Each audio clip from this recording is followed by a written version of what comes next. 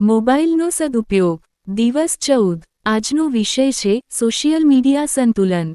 Social media સંતુલન એટલે ટેકનોલોજીનો ઉપયોગ જીવનને સુધારવા માટે કરવો, જીવનથી દૂર થવા માટે નહીં।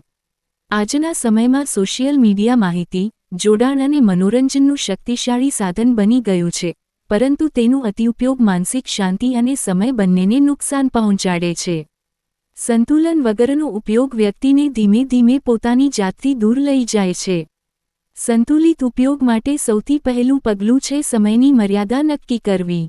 દિવસના નિશ્ચિત સમયમાં જ સોશિયલ મીડિયા વાપરવાથી ધ્યાન ભંગ ઓછું થાય છે અને કામ પર એકાગ્રતા વધે છે।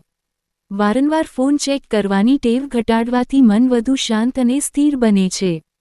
સોશિયલ મીડિયા પર શું જોવું અને કોને અનુસરવું તેની પસંદગી પણ સંતુલન માટે જરૂરી છે।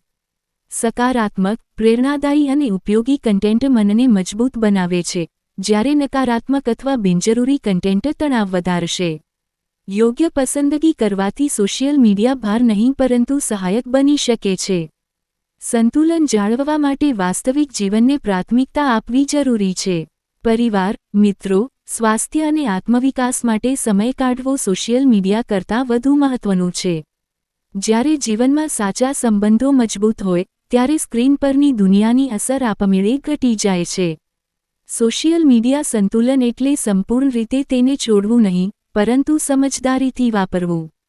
જો આપણે નિયંત્રણ રાખીએ, તો સોશિયલ મીડિયા આપણું સાધન બની શકે છે, સ્વામી નહીં। મોબાઈલના સંતુલિત ઉપયોગથી જ મનની શાંતિ, સમયનું મૂલ્ય અને જીવનની ગુણવત્તા સાચવી શકાય છે।